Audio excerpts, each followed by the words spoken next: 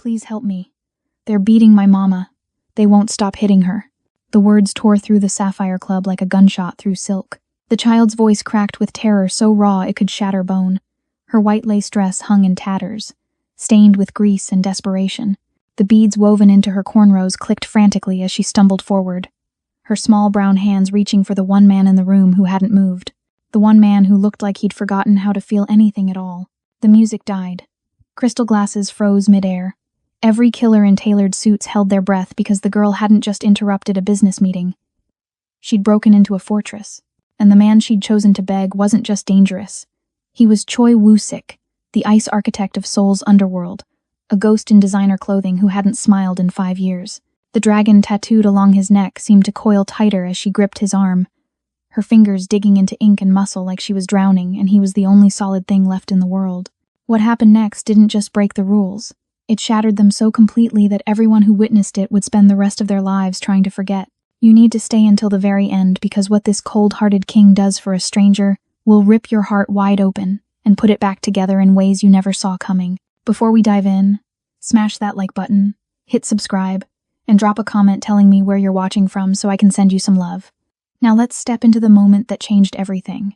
The bass from the lower floors was nothing but a ghost's heartbeat up here, a distant pulse that Woo-sik had learned to ignore years ago. The Sapphire Club's VIP lounge existed in a bubble of calculated silence, where every breath cost money and every word could end a life. Floor-to-ceiling windows overlooked the neon veins of Gangnam, but the view meant nothing to the men gathered around the obsidian table. They were here for power, not scenery. Woo-sik sat at the head like a king carved from winter itself. His black suit was unbuttoned just enough to reveal the dragon that crawled up from his chest, its scales rendered in ink so detailed they seemed to shift when he breathed. His dark hair was swept back, revealing a face that could have belonged to a marble statue, beautiful, cold, and completely devoid of mercy. Gold glinted at his wrists and throat, but it wasn't decoration. It was a warning. Everything about him screamed control, from the way he held his whiskey glass to the way his eyes tracked movement without ever truly focusing on anything. 5 years ago, Choi Woo-sik had been different. He'd laughed. He'd loved his sister Minna with the kind of devotion that made him reckless. Then she died in an exchange gone wrong, bleeding out in his arms while he screamed for help that never came. The man who survived her wasn't the same man who'd held her hand through childhood nightmares. This version had carved out every soft part of himself and replaced it with ice. He ruled Gangnam with calculated brutality, never raising his voice because he didn't need to. His silence was heavier than any threat. Tonight was routine. His lieutenants murmured reports about territories and profits, their voices hushed like they were in a cathedral. Woo-sik listened without reacting, his expression a perfect mask of indifference. He'd built an empire on the principle that emotion was weakness, that sentiment was the crack where the blade always found its way in. His men feared him, his enemies respected him, and the world had learned not to expect mercy from a man who'd forgotten how to offer it. The security at the Sapphire Club was legendary. 12 men stationed at every entrance, metal detectors, biometric scanners, and enough firepower to start a small war. Nothing got in without Woo-sik's approval. Nothing, until the doors exploded inward. It wasn't a rival gang. It wasn't a raid. It was a 7-year-old girl in a torn white dress, her brown skin gleaming with sweat and terror, her cornrows adorned with colorful beads that clicked like tiny bells as she ran. She moved like a hunted animal, all desperation and instinct, her small feet slipping on the polished floor as she crashed into the center of the room. 3 of Woo-sik's men reached for their guns. Another lunged to grab her. But she was already moving, her target locked with the kind of certainty only children possess. She threw herself at Woo-sik, her hands clamping onto his tattooed forearm with enough force to leave marks. "Please help me," she sobbed, her voice breaking into fragments. "They're beating my mama. They won't stop hitting her." The beads in her hair clicked as she looked up at him, and something shifted in Woo-sik's chest. A sound he hadn't heard in 5 years. A sound that belonged to Minna, who used to wear beads just like these. His hand twitched toward the girl before he could stop himself, then froze midair as years of self-control warred with something older, something human. His men stared, waiting for orders. The room held its breath, and Woo-sik felt the ice around his heart crack, just enough to let in one dangerous thought. What if he could save this one? He stood slowly, his shadow falling over the child like a shroud. His voice, when it came, was barely above a whisper. "Where?" The girl's eyes widened with desperate hope. But before she could answer, The world exploded into chaos. Tires shrieked outside, glass shattered, and the club's alarms began to scream as a rival gang's vehicle slammed into the entrance below, sending tremors through the entire building. Woo-Sik's men moved instantly, weapons drawn, shouting into radios. But Woo-Sik's eyes never left the child's face. In that moment, surrounded by violence and sound, he made a choice that would unravel everything he'd built. "Get her to the car," he said quietly, his hand settling on the girl's head with unexpected gentleness. "We're going to find your mother." And somewhere in the chaos, his second-in-command, Junho, lifted a radio to his lips and whispered 6 words that would change the game forever. "The dragon is leaving for a child." The girl's name was Serafina, and she'd crawled through ventilation shafts designed to be impenetrable. Woo-Sik discovered this as his men swept the building for breaches, finding the loosened grate 3 floors down and the tiny handprints smudged with grease leading up through the metal tunnels. Someone had taught her how to navigate complex structures. Someone brilliant. Woo-Sik knelt beside Serafina in the back of his armored Mercedes, the leather seats too large for her small frame. She was shaking, her white dress torn at the hem and stained with oil. Up close, he could see the intelligence in her dark eyes, the way she watched him with a mix of terror and calculation that reminded him of cornered prey deciding whether to fight or flee. "Who taught you to use the vents?" he asked, his voice gentler than it had been in years. "Mama did." Serafina's small hands twisted in her lap. She said sometimes the safest way out is through places people think are too small to matter. Tactical thinking. Advanced problem solving. This wasn't a child raised in safety, this was a child trained to survive. Woo-Sik's instincts, honed by years in the underworld, began assembling a picture he didn't like. "Your mother's name?" "Catherine Frost." The girl's voice cracked on the name. "They took her from our apartment. The man with the scar said she stole something that belonged to him, but Mama doesn't steal. She builds things. She makes things work." Catherine Frost. The name sparked recognition in the back of Woo-Sik's mind, an American logistics consultant who'd made waves in Seoul's shipping industry over the past year. Brilliant, by all accounts. Independent. The kind of woman who didn't ask permission to operate in spaces men thought they owned. Where did they take her? The old warehouse by the river. Incheon district. Serafina pulled a crumpled paper from her pocket with trembling fingers. It wasn't a child's drawing.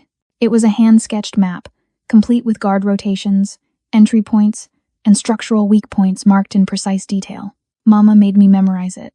She said if anything bad happened, I should find someone powerful and show them this. Woo-Sik took the paper, his trained eyes scanning the tactical genius embedded in every line. This wasn't desperation, this was warfare. Catherine Frost had known she was a target and had prepared her daughter for the worst. The question was, what had she done to warrant this kind of attention? His driver glanced in the rearview mirror. "Boss, we've handled the situation at the club. False alarm, the car crash was teenagers joyriding, but Junho is asking for orders." Something cold slithered down Woo-Sik's spine. Junho, his second-in-command for 3 years, loyal to a fault, or so he'd thought, but the timing was too convenient, the distraction too perfectly placed. "Tell Junho to secure the club and wait for my return," Woo-Sik said carefully, watching Serafina's face as a memory of Mina superimposed itself over her features. His sister had been 8 when she died. This girl was 7, close enough to reopen wounds he'd thought were sealed. As they pulled away from the Sapphire Club, Woo-Sik's phone buzzed. A text from an unknown number. "The American woman knows too much. Jae-ha will extract what he needs by sunrise. If you interfere, you break the truce." Jae-ha. The name made Woo-Sik's jaw tighten. A rival faction leader who'd been pushing boundaries for months, testing the limits of their uneasy peace. If Jae-ha was involved, this wasn't random violence, it was calculated intimidation with a specific target. Woo-Sik looked down at Serafina, who was fighting to keep her eyes open, exhaustion and fear finally catching up to her small body. She'd risked everything to save her mother, had broken into a fortress to beg a monster for help, the kind of courage that should have been impossible at her age. "Sleep," he told her quietly, shrugging off his suit jacket and draping it over her small shoulders. "I'll get your mother back. Promise?" Her voice was barely a whisper. He should have said nothing. Promises were leverage. Promises were weakness. But when he looked at her face, all he could see was Minna's final moments, her hand going cold in his while he made promises he couldn't keep. "I promise." As Serafina's breathing evened out into sleep, Woo-Sik pulled out his phone and made a call. Not to Junho, to Hyun-soo, his oldest friend and the only man in his organization he trusted without question. "I need a team. Full tactical gear. and I need you to monitor Junho's communications without him knowing. Hyunsu's voice came through steady and questioning. What's happening? Either I'm about to save a woman I've never met, Woo-sik said, watching the city lights blur past the window, or I'm walking into a trap set by my own second in command. Either way, someone's going to bleed before sunrise. He ended the call and looked down at the blueprint Catherine Frost had prepared for her daughter. Every detail was perfect, every calculation precise. This woman wasn't just smart, she was dangerous in ways that had nothing to do with violence, the kind of dangerous that made men like Jae-ha desperate. The car turned toward Incheon, and Woo-sik felt the ice in his chest crack a little wider. For 5 years, he'd existed in a state of controlled numbness, moving through the underworld like a ghost who'd forgotten what it meant to care. But this child, with her clicking beads and desperate courage, had reminded him of something he'd tried to bury with Minna. Some things were worth breaking your own rules for. Behind them, in the shadows of the Sapphire Club, Junho lifted his radio one more time. His voice was cold, efficient, devoid of the loyalty he'd performed for years. Target is mobile with the child. He's headed to Incheon. Tell Jae-ha he has exactly 23 minutes to finish the extraction before the dragon arrives. And make it look like an accident. We need Woo-sik to think he failed to save her. The pieces were in motion. The trap was set. And Choi Woo-sik, the man who'd spent 5 years trusting no one and feeling nothing, was about to learn that the heart he'd tried to freeze could still bleed. The Incheon warehouse district was a graveyard of rusted metal and broken promises, where legitimate business died and the underworld thrived in its corpse. Woo-sik's convoy moved through the industrial maze like sharks through dark water, headlights cutting through the fog that rolled off the Han River. Serafina stirred in the back seat, her small body jerking awake with a gasp. The beads in her hair clicked as she sat up, disoriented and afraid. Woo-sik watched her in the rearview mirror, and for a moment, he wasn't in this car at all. He was in another vehicle, 8 years ago, with Minna's head in his lap and her blood soaking through his shirt. She'd been wearing beaded braids too, a gift from a classmate she'd wanted to impress. The beads had clicked just like Serafina's when the car had taken that final turn, when the ambush had erupted in gunfire, when everything Woo-sik loved had been ripped away in the space between one heartbeat and the next. We're almost there, aren't we? Serafina's voice was small but steady, braver than any child should have to be. Yes. Woo-sik forced himself back to the present, to this moment, to this child he might actually be able to save. Stay in the car when we arrive, no matter what you hear. But Mama, we'll be safer if you're not in the line of fire. His tone left no room for argument, but he softened it with something he hadn't offered anyone in years. Honesty. I can't protect you both if I'm worried about where you are. Trust me to bring her back. Serafina studied him with eyes far too old for her face, then nodded slowly. She understood survival math. She understood sacrifice. Catherine Frost had raised a warrior, even if the battlefield was bigger than any child should face. Hyunsu's voice crackled through the comm unit in Woo-sik's ear. We're in position. 3 guards visible on the perimeter, but thermal imaging shows at least 15 bodies inside. Jae-ha's serious about this. And Junho? His phone's been pinging cell towers between here and the club. He made 4 calls in the last 10 minutes, all to burner numbers. Hyunsu paused, and Woo-sik could hear the anger beneath his careful tone. He's playing both sides, boss. Has been for months, probably. The betrayal should have hurt. Should have felt like something. But Woo-sik had built his empire on the assumption that everyone had a price. That loyalty was just another transaction waiting to expire. Junho had simply proven him right. What did hurt, though, was the memory of Minna. The way he'd trusted the wrong people then, too. The way he'd been too slow, too sentimental, too human to see the trap until it was already sprung. If I die in there, Woo-sik said quietly, make sure the girl gets somewhere safe, somewhere far from Seoul. You're not dying in there. If I do, Hyunsu, promise me. The line went silent for a long moment. Then, I promise. But you're coming out, and you're bringing the American woman with you, because I'm not explaining to that little girl why we failed. Woo-sik's Mercedes stopped 50 meters from the warehouse, hidden behind a stack of shipping containers. Through the windshield, he could see the building, a 3-story structure of corrugated steel and shattered windows, the kind of place where screams died before they could reach the street. Somewhere inside, Catherine Frost was running out of time. He checked his weapon, a sleek black Glock that felt like an extension of his hand. Around him, Hyunsu's team moved into position, ghosts in tactical gear melting into the shadows. They were the best in Seoul. Men who'd followed Woo-sik through 7 years of gang wars and territory disputes. They'd die for him if necessary. Tonight, he hoped it wouldn't be. Woo-sik turned to look at Serafina one last time. She sat perfectly still in his jacket, her small hands gripping the leather like a lifeline. Their eyes met, and in that moment, they understood each other completely. Both of them knew what it meant to lose someone. Both of them knew what it meant to fight anyway. "Bring her back," Serafina whispered. "I will." He stepped out into the night, and the ghost of Minna walked beside him, a constant reminder of what happened when you were too late. But this time would be different. This time, he would be fast enough, ruthless enough, willing enough to burn the entire underworld down if that's what it took. Inside the warehouse, Jae-ha pressed a blade to Catherine Frost's throat, and Junho's voice crackled through a radio. The dragon just entered the kill zone. Spring the trap. Catherine Frost had stopped counting the hours 3 interrogations ago. Time became meaningless when every minute was measured in pain, in the cold concrete beneath her knees, in the zip ties cutting circulation from her wrists. But she hadn't stopped thinking. Thinking was the only weapon they couldn't take from her. The warehouse was a logistics expert's nightmare, and opportunity rolled into one. She'd mapped every exit within the first hour, catalogued every structural weakness, noted the patterns in the guards' rotations. Jae-ha thought he was holding her captive. In reality, she was conducting reconnaissance. She was 32 years old, born in Atlanta and raised on her grandmother's stories about women who survived impossible things.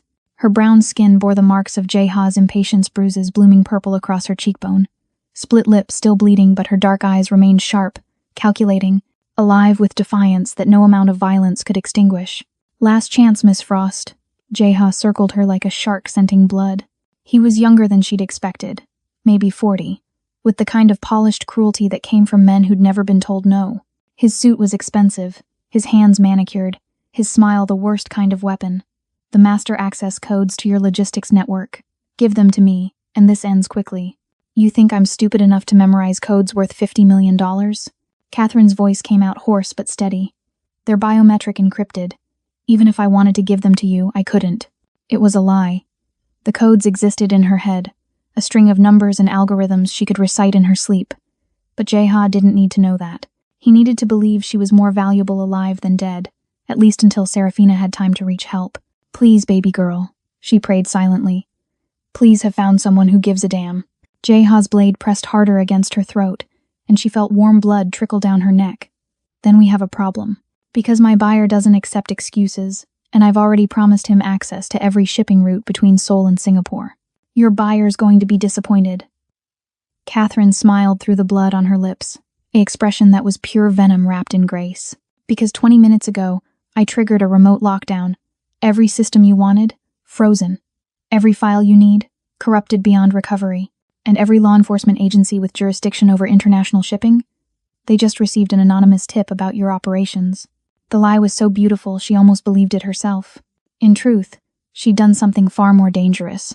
She'd sent a signal, a specific frequency that would ping every device within a 5-mile radius that was tuned to her emergency protocol. It was a long shot, a desperate gamble, but Serafina was smart enough to find someone powerful, and powerful men in Seoul's underworld monitored frequencies most people didn't know existed. Jae-ha's face transformed, rage replacing his calculated composure. "You're bluffing." "Am I?" Catherine met his eyes without flinching. "Go ahead. Check your servers. I'll wait." One of Jae-ha's men rushed forward with a tablet, his face pale. "Boss, she's telling the truth. The mainframe's locked. Every access point is showing authentication errors." Catherine hadn't actually locked anything, she'd simply triggered a cascading login failure that would resolve itself in 40 minutes. But 40 minutes was an eternity in this game. 40 minutes was enough time for Serafina to find help. 40 minutes was enough time for a miracle. Jae-ha grabbed Catherine by her natural curls, yanking her head back so violently stars exploded across her vision. "Then you're going to unlock it. Right now." "Can't." She spit blood at his feet, the gesture more defiant than any curse. "See, that's the beautiful thing about automated security protocols. Once they're triggered, only time can reset them. No manual override, no emergency access. Just patience." "I don't have patience." "Then I guess you have a problem." Catherine's smile widened, even as pain radiated through her skull. "Because the only thing worse than failing your buyer is delivering damaged goods. Kill me, and those codes die too. Hurt me more, and I might forget the decryption sequence. You're trapped, Jae-ha, by your own greed." The warehouse suddenly groaned, a deep metallic sound that made everyone freeze. Then came the impact, massive, deliberate. The sound of something very large and very determined hitting the reinforced doors. Jeha's eyes widened. What did you do? Catherine's smile turned savage. Victorious. Absolutely feral. I sent a signal to the only man in Seoul you're actually afraid of. And judging by that sound, he just arrived. The doors exploded inward with a screech of tearing metal, and through the smoke and chaos, a figure emerged. Tall, controlled, moving with the kind of lethal grace that made predators look clumsy. The dragon tattoo on his neck seemed to writhe in the flickering emergency lights. Choi Woo-sik had entered the kill zone, and he looked like vengeance wearing a human face. Woo-sik saw her immediately. Even through the smoke and chaos, even with 15 armed men between them, his eyes found Catherine Frost like a magnet finding north. She was on her knees, wrists bound, blood trailing down her throat, but her spine was straight. Her head was high. She looked like a queen forced to kneel but refusing to bow. Their eyes locked, and something jolted through him, recognition without ever having met, understanding without words. She'd done this. She'd orchestrated her own rescue by teaching her daughter how to breach fortresses and betting everything on a stranger's humanity. The audacity of it, the brilliant desperation, hit him like a physical blow. Then he saw the red dot. Sniper laser, perfectly centered on Catherine's forehead, invisible to her but blazing like a brand to his trained eyes. His body moved before his mind caught up. Instinct overriding strategy. Down! He roared. Catherine dropped flat as the shot cracked through the air, the bullet passing through empty space where her head had been. Woo-sik was already moving, his weapon tracking the source of the laser to a catwalk 30 feet up. He fired twice. The sniper's body tumbled over the railing. Chaos erupted. Jeha's men opened fire from behind shipping crates. Hyunsu's team returned fire from the entrance. The warehouse became a symphony of violence, muzzle flashes painting the darkness in strobe light horror. But Woo-sik's focus never wavered from Catherine. He moved through the gunfire like water flowing around stones, dropping 2 guards who tried to flank him. A third lunged with a knife. Woo-sik caught his wrist, twisted, and used the man's own momentum to drive the blade into his partner's shoulder. Boss, we've got a problem. Hyunsu's voice crackled through his earpiece. Junho's here. He's leading a second team through the east entrance. So the trap was springing. Junho had waited until Woo-sik was committed, surrounded, vulnerable. The betrayal was textbook isolate the target, overwhelm with numbers, eliminate the threat to your own ambitions. In another life, Woo-sik might have even admired the efficiency. How many? He asked, his voice calm even as he put down another attacker. 8, maybe 10. They're heavily armed. Woo-sik's jaw tightened. He'd brought 6 men. Against 25 enemies and a traitor who knew all his tactics. The math wasn't favorable, but he'd promised a 7-year-old girl he'd bring her mother home, and Choi Woo-sik didn't break promises to children. Not anymore. He reached Catherine's position, dropping into a crouch beside her. Up close, she was even more striking, high cheekbones, full lips split but still defiant, eyes that burned with intelligence and rage. She'd been crying. He could see the salt tracks through the blood and grime, but she wasn't crying now. You came, she breathed, and there was wonder in her voice beneath the pain. Your daughter is very persuasive. He pulled a tactical knife from his belt and sliced through her zip ties in one smooth motion. Her wrists were raw, bleeding where the plastic had cut deep. Can you run? Can you keep them off me? Yes, then I can run. She gripped his forearm as he helped her up, her fingers pressing into his skin with desperate strength. But there's something you need to know. This isn't just about me. Jeha's working for someone bigger, someone who wants your territory. Junho. I know about Junho. Their eyes met again, and in that moment, understanding passed between them like electricity. They were both people who'd been betrayed, both people who'd learned to trust their instincts over their hearts, both people who recognized a kindred spirit when they saw one. We need to reach that terminal. Catherine pointed to a control station across the warehouse floor. I can override the automated systems. Buy us time. You're injured, and you're outnumbered. Her smile was sharp enough to cut. I'm a logistics expert, Mr. Woo-sik. Let me do what I do best. Get me to that terminal, and I'll show you how to win an impossible fight. The east entrance exploded inward.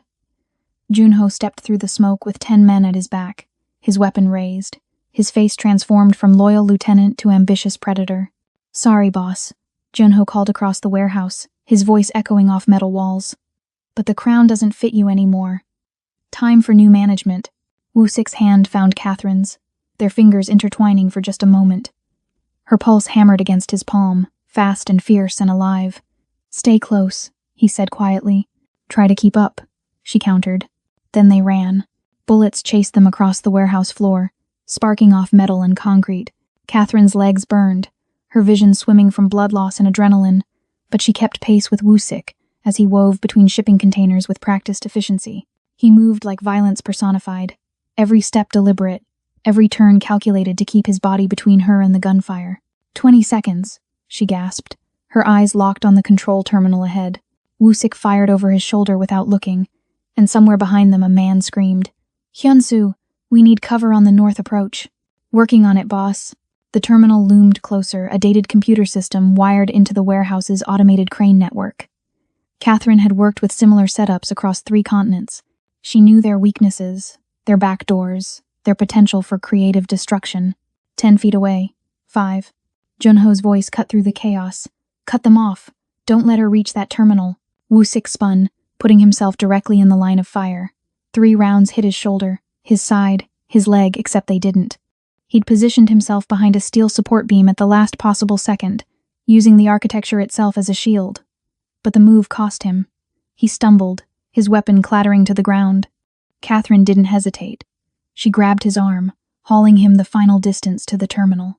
Her hands flew across the keyboard, muscle memory taking over as lines of code scrolled across the ancient monitor. "What are you doing?" Wusik asked through gritted teeth, retrieving his weapon. "Changing the rules." Her fingers never stopped moving. This warehouse uses an automated overhead crane system for moving shipping containers. GPS-guided, weight sensors, the whole package. Jaha never bothered to change the default admin password. She hit enter, and the warehouse groaned to life. Above them, massive industrial cranes began to move. 20-ton shipping containers swung through the air on steel cables, their paths suddenly erratic, unpredictable. The automated system that had been designed for efficiency became a deadly maze of moving metal. Jaha's men scattered, shouting in confusion as containers swung past their heads. One soldier wasn't fast enough. The steel box caught him mid-chest, sending him flying 15 feet into a concrete pillar. "You're insane," Wusik said, but there was admiration in his voice, something warm breaking through the ice. "I'm effective." Catherine's hands danced across the keyboard, orchestrating chaos. East quadrant, 3 men behind the blue container. "Move it 12 feet left in 3, 2, 1. The container shifted, and Hyunsu's team had clear shots. 3 men down. Northwest corner, sniper on the catwalk. "I see him." Wusik's shot was perfect. The sniper dropped. They fell into rhythm, Catherine conducting the deadly symphony, while Wusik executed the movements. She called targets, created openings, turned the warehouse into a 3-dimensional puzzle that only she could solve. He protected her blind spots, trusted her calls without question, moved with the kind of lethal precision that made her understand why men called him the Dragon. Junho's forces, caught between crossfire and moving containers, began to fall back. But Junho himself was advancing, his face twisted with rage, his weapon trained directly on Catherine. "Enough games," he roared. "You think you're clever, American? You think you've won?" Wusik moved to intercept, but 3 of Junho's men blocked his path. He'd have to go through them, and that would take time they didn't have. Catherine's fingers flew across the keyboard one final time. Above Junho's head, a container loaded with machine parts swung into position. She looked at him through the monitor's reflection and smiled. "I don't think I'm clever," she said quietly. "I know I am." She hit enter. The container dropped. Junho dove at the last second, but the falling steel clipped his shoulder, sending him sprawling. His weapon skittered across the floor. Wusik was on him in seconds, his knee on Junho's chest, his gun pressed to his former friend's temple. "Give me one reason," Wusik said, his voice colder than death. Junho laughed, blood bubbling at his lips. "Because this isn't over. Check the east wall. See what your girlfriend didn't notice." Catherine's blood turned to ice. She spun toward the east wall, where red digital numbers glowed in the darkness. A timer, counting down. 58 seconds. The warehouse was rigged to explode, and they were standing at ground zero. 58 seconds wasn't enough time to think. It was barely enough time to survive. "Everyone out!" Wusik's command cut through the chaos. His men moved instantly, trained for exactly this kind of disaster. Hyunsu grabbed Junho, dragging the wounded traitor toward the exit. Wusik's hand closed around Catherine's wrist. "Run, now." They ran. 45 seconds. The east exit was closest but blocked by debris. 38 seconds. North entrance compromised by fire from the earlier exchange. Catherine's mind calculated trajectories, distances, probabilities, all while her body screamed in protest. The loading dock, she gasped, pointing to a bay door on the west wall. 30 meters, 29 seconds. Woo-sik pulled her forward with strength that should have hurt but instead felt like the only solid thing in a collapsing world. They burst through the bay door as the timer hit 15. Woo-sik threw them both behind a parked delivery truck just as the warehouse erupted. The explosion was a physical force, a wall of heat and pressure that picked them up and slammed them into the ground. Catherine felt Woo-sik's body cover hers, shielding her from the rain of debris and fire. His weight pressed her into the concrete, his breath hot against her neck, and for one suspended moment, the world was nothing but heat and darkness, and the thundering of two hearts that had somehow survived. Then silence. Ringing, absolute silence broken only by the crackle of flames. "Are you hurt?" His voice was rough, strained. "I don't know." Catherine realized she was shaking, her hands fisted in his shirt. "Are you?" "I don't know." They stayed like that for another heartbeat, neither willing to move, neither ready to face what came next. Then Woo-sik shifted, and Catherine felt the warm wetness spreading across his side. Blood. His blood. "You're hit." She pushed herself up, ignoring her own pain. In the firelight, she could see the wound clearly, a bullet graze across his ribs, deep enough to bleed, but not deep enough to kill. "You need medical attention." Later, he stood slowly, pulling her up with him. His jaw was tight with pain he refused to acknowledge. "We need to move before." "Police! Nobody move!" Flashing lights cut through the smoke. Squad cars, at least 6 of them, blocking every exit. Officers emerged with weapons drawn, and at the center of them stood a man in a tailored suit and cold expression. Inspector Han. Catherine recognized him from the news, the corruption watchdog who'd made his career busting trafficking rings, except his eyes, as they fixed on Woo-sik, held something that looked less like justice and more like personal vendetta. "Choi Woo-sik." Inspector Han called out, his voice carrying over the chaos. "You're under arrest for destruction of property, illegal weapons possession, and suspected involvement in organized crime." Woo-sik's hand found Catherine's again, a brief squeeze of warning and apology. "This is Jaeha's insurance policy," he murmured. "The explosion was never meant to kill us, just force us into the open where the law could finish the job." Catherine's mind raced. They were trapped, wounded, surrounded by police who might be legitimate or might be on Jaeha's payroll. Either way, if Woo-sik was arrested, he'd be dead before sunrise. Men like him didn't survive in custody, they became liabilities that needed to be eliminated. "Do you trust me?" she whispered. Woo-sik looked at her, really looked at her, and something shifted in his expression. This woman who'd been tortured and hunted, who'd orchestrated her own rescue, who'd turned a warehouse into a weapon with nothing but a keyboard and courage, she was asking him to trust her. "Yes," he said simply. Catherine straightened, squared her shoulders, and stepped forward. When she spoke, her voice carried the authority of someone who'd negotiated million-dollar contracts and didn't back down from power. "Inspector Han, I'm Catherine Frost, CEO of Frost Logistics International. This man just saved my life from kidnappers. Before you arrest anyone, I suggest you check with the American Embassy. I filed a formal complaint 3 hours ago about the abduction of an American citizen on Korean soil. This man isn't a criminal, he's a concerned citizen who responded to a child's plea for help." The lie was beautiful, smooth, absolutely confident. Inspector Han hesitated, and in that hesitation, Catherine saw their chance. "Now," she continued, her hand slipping into Woo-sik's with the casual intimacy of a partner, not a stranger. "Unless you want an international incident, I suggest we all go somewhere civilized and sort this out properly. My lawyers are already en route." She smiled, and it was the smile of a woman who'd just checkmated a king. Inspector Han's expression darkened. He pulled out his phone, made a terse call, then looked back at them with barely contained fury. "My superiors want you both brought in for questioning. Voluntarily." The word was acid.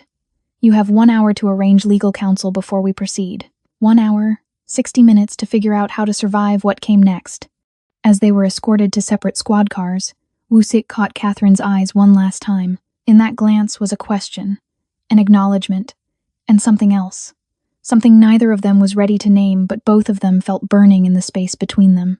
They'd survived the explosion. The question was whether they'd survive what came after. The interrogation room smelled like stale coffee and broken dreams.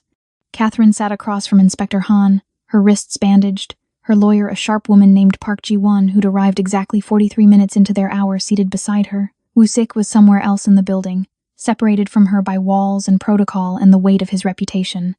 "Let's go over this one more time," Inspector Han said, his voice dripping with skepticism. "You're claiming that Jae-ha-min kidnapped you for corporate espionage?" "I'm not claiming anything. I'm stating facts." Catherine's voice was steady despite the exhaustion pulling at her bones. "Jae-ha wanted access to my logistics network. When I refused to sell, he decided to take it by force. Check my phone records. Check my office security footage. Check the emergency signal I sent to the embassy." Park Ji-won slid a tablet across the table. "Everything my client has stated is documented here. Timestamps, digital evidence, witness statements from her neighbors who saw her being taken. Unless you have evidence suggesting otherwise, Inspector, we're done here." Inspector Han's jaw tightened. He pulled out his own phone, scrolled through something, then looked up with eyes that had gone cold and calculating. "And Mr. Choi, what's your relationship with him?" "He saved my daughter from a burning building last year." The lie came easily now. Built on a foundation of truth, Serafina had been in danger. Woo-sik had responded. "A child was safe. When she couldn't reach me, she remembered him. He came when a 7-year-old asked for help. That makes him a hero, not a criminal. A hero with a criminal record. A sealed juvenile record that was expunged 8 years ago." Park Ji-won interrupted smoothly.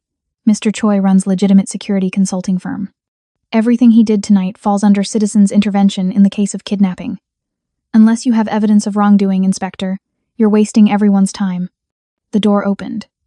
Another officer leaned in, whispered something to Inspector Han. Whatever he said made the inspector's face go carefully blank. "You're free to go," he said finally, each word forced out like broken glass. "Both of you." Catherine didn't let her relief show. She stood slowly, gathering her things with deliberate calm. "I'll expect a formal apology from the department for the delay in responding to my kidnapping. 3 hours, Inspector Han. That's how long I was held before civilian intervention saved my life." She walked out with her head high, every step a performance of confidence she didn't entirely feel. In the hallway, Woo-sik stood with Hyun-soo, his side bandaged beneath a fresh shirt someone had brought. When his eyes found hers, something electric passed between them, recognition, gratitude, and beneath it all, something darker and far more dangerous.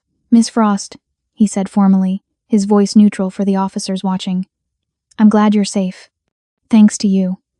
She crossed the distance between them, and suddenly they were too close, the air too thick. She could smell smoke on his skin, see the faint tremor in his hands from blood loss, feel the heat radiating off him like a furnace. "I owe you my life." "You saved yourself," he said quietly. "I just provided backup. We saved each other. The truth of it hung between them. Undeniable. They were strangers who'd become allies. Allies who'd become something else entirely in the space of one impossible night." Outside the station, dawn was breaking over Seoul. Catherine's car was waiting, but she couldn't make herself move toward it. Not yet. Not when Woo-sik was standing there looking at her like she was a puzzle he couldn't solve, like she was dangerous and fascinating and entirely unexpected. "Your daughter," he said. "Serafina? She's at my associate's safe house. Hyun-soo's wife is with her.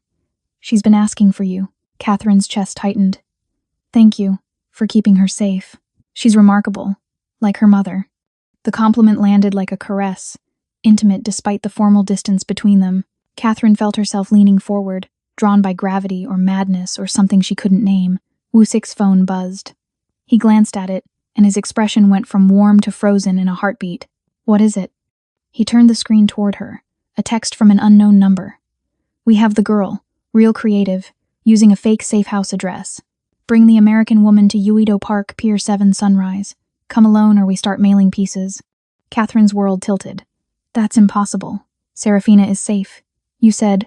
"I said she was at Hyun-soo's safe house." Woo-sik was already moving, his phone to his ear. "Hyun-soo, check on the package. Now."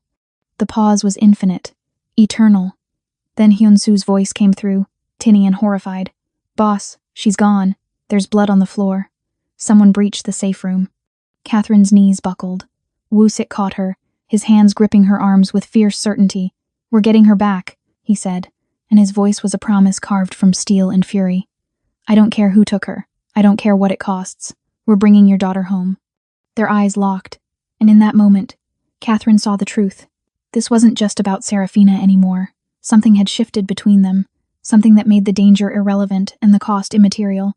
"Then let's go," she said, her voice steady despite the terror clawing at her heart. "And this time, we're finishing this." They moved toward Woosik's car together. Two people bound by blood and fire and a child who needed them both to be more than they'd ever been before. Uedo Park at sunrise looked like a postcard of serenity, the Han River painted gold. Joggers starting their morning routines, the city waking up innocent and unaware. But beneath the beauty, Catherine felt only darkness. Somewhere in this peaceful landscape, her daughter was terrified, and every second that passed was another second Serafina believed no one was coming. "The pier is 200 meters ahead," Woosik said, his eyes scanning the landscape with tactical precision. "Hyunsu's team is positioned in the tree line. The moment we have visual confirmation of Serafina, they move. Unless it's a trap designed to kill you the moment you show your face." Catherine's voice was tighter than she wanted, fear bleeding through despite her best efforts. "Then it's a good thing I'm not going in alone." They'd argued about this in the car, him insisting she stay behind, her refusing with a fury that surprised them both. Serafina was her daughter, her responsibility, her reason for breathing, and if Woosik thought she'd sit in safety while her baby was in danger, he didn't know her at all. The pier emerged from the morning mist, like a skeletal finger pointing toward the river. At the end stood a figure tall, familiar, wrong. Junho, bloodied, one arm in a makeshift sling, but very much alive, and beside him, small and terrified in her torn white dress, was Serafina. Catherine's heart stopped. Started. Exploded into motion that had nothing to do with rhythm and everything to do with survival. "Mama!" Serafina's scream cut through the morning calm. Catherine moved. Woosik's hand shot out, catching her arm. "Wait. Something's wrong. My daughter is out there, and Junho is too confident for a man who just lost everything." Woosik's eyes narrowed, reading the scene like a book written in blood. "He's got backup we can't see." Junho's voice carried across the water. Touching, really. The dragon and his new pet, here to play hero. He pressed a gun to Serafina's head, and Catherine felt her soul fracture. "Here's how this works. You step down, Woosik. Publicly. Transfer your territory, your contacts, your crown to me. Or I paint this pier with a child's brain. You won't?" Woosik said, his voice carrying absolute certainty. "Because the moment you pull that trigger, you lose your only leverage. Kill the girl, and nothing stops me from ending you." "Maybe." Junho's smile was poison. "Or maybe I'm betting you've gone soft. That you actually care about saving this brat. Either way, you lose. Give up your empire or watch another little girl die. How's that for choices?" The words hit Woosik like bullets. Catherine saw it in the way his jaw tightened, in the way his breathing changed. This was his nightmare made real Min-Ah all over again. The choice between power and humanity, between who he'd been and who he might become. "There's a third option," Catherine said quietly, her hand finding Woosik's. "We outthink him." She pulled out her phone with her free hand, her fingers moving across the screen with deliberate precision. "Junho, you made a mistake. You chose a location I know intimately. I negotiated a shipping contract for the ferry company that operates out of this pier. I have administrative access to their scheduling system." Junho's confidence flickered. "What are you?" Catherine hit send. Behind Junho, the massive ferry approaching the pier let out a blast from its horn. The sound was deafening, disorienting, perfectly timed. Junho flinched. Serafina dropped flat like her mother had taught her. Woosik moved. 20 meters became 10, became 5 in heartbeats.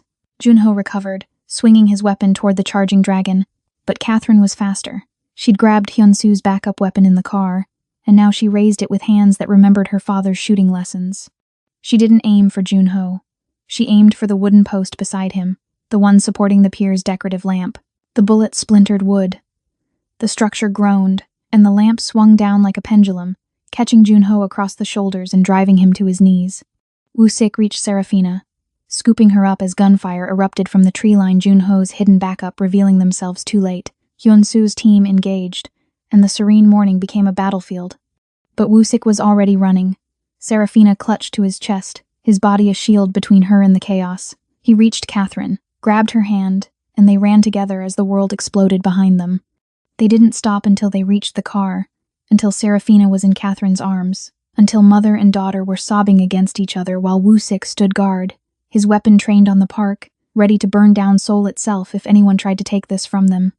"It's over," Catherine whispered into Serafina's hair. "Baby, it's over, But as Woo-sik looked back at the pier, at the bodies being loaded into ambulances, at Junho being dragged away in handcuffs, he knew the truth. This wasn't over. This was just beginning. 6 months later, Seoul had learned to whisper new stories. They spoke of the dragon who hadn't abdicated his throne but had transformed it into something the underworld had never seen before. Choi Woo-sik still controlled Gangnam, still commanded respect that bordered on fear, but now his empire operated with a precision that left no room for the chaos that had once defined it. No more kidnappings in his territory, no more trafficking, no more collateral damage that touched innocent lives. The streets were safer, even if the man who made them so remained dangerous. Catherine stood in her rebuilt office, floor-to-ceiling windows overlooking the city that had tried to destroy her and failed. Frost Logistics International had not only survived the attack, it had thrived. Her network now spanned 12 countries, her reputation for impossible solutions preceding her into every negotiation. She'd turned her trauma into armor, her fear into fuel. But it was the photograph on her desk that told the real story. Serafina, laughing in a park, her white dress replaced by jeans and a bright yellow jacket, her smile wide and unbroken. Beside her stood Woo-sik, his expression softer than anyone who knew the dragon would believe possible, his hand resting on the child's shoulder with a protectiveness that needed no explanation. They hadn't fallen in love. That would be too simple, too dishonest for what they'd become. Instead, they'd built something more complex, a partnership forged in fire, maintained through mutual respect, deepened by understanding that some bonds transcended romance. Woo-sik had become the person Serafina ran to with scraped knees and school problems. Catherine had become the voice that could talk Woo-sik back from the edge when the darkness threatened to reclaim him. They had dinner twice a week. They consulted on each other's business decisions. They existed in each other's lives with an intimacy that had nothing to do with shared beds and everything to do with shared survival. The world kept waiting for them to announce a relationship. The world would keep waiting. A knock on her door pulled Catherine from her thoughts. Woo-sik entered, immaculate as always in a charcoal suit, the dragon on his neck visible as he'd stopped hiding it months ago, but it was what he carried that made her breath catch a small velvet box. "Before you panic," he said, reading her expression with the ease of someone who'd learned her language. "It's not that kind of box." Catherine laughed, the sound genuine and light. "Then what kind of box is it?" He opened it. Inside lay 2 matching bracelets, simple braided leather with small silver charms. One charm was a dragon, the other was a phoenix. Serafina made them. Woo-sik explained, his voice carrying an emotion he still struggled to name. "She said we needed something to remind us that we're a team, that we saved each other." Catherine's eyes burned. She took one bracelet, feeling the careful stitching, the love woven into every thread. "She's right, we did save each other." Woo-sik fastened the bracelet around her wrist, his fingers brushing her skin with a familiarity that spoke of trust rather than desire. "I never thanked you properly, for showing me that strength isn't the absence of feeling, it's choosing to feel despite the cost. And I never thanked you," Catherine countered, securing the second bracelet on his wrist, "for showing me that some people are worth trusting, even when trust feels impossible." They stood there, 2 warriors who'd found peace not through love but through something rarer. Genuine friendship built on a foundation of mutual respect and shared trauma transformed into shared strength. Woo-sik's phone buzzed. He glanced at it, and his expression shifted into something calculating and cold, the dragon emerging as business called. But before he left, he paused at the door. "Dinner tonight? Serafina wants to show us her science project. I'll bring dessert. She'll hold you to that." After he left, Catherine returned to the window, watching Seoul spread beneath her like a promise she'd learned to keep. She thought about the woman she'd been 6 months ago, terrified, bleeding, certain she'd die in a warehouse. She thought about the man who'd been a ghost in expensive clothes, convinced he was beyond redemption. They'd both been wrong about their endings. And somehow, in being wrong together, they'd found something better than either had imagined. Her phone lit up with a text from Serafina. "Mama, Mr. Woo-sik said you're bringing cake. Make it chocolate or I'm calling child services."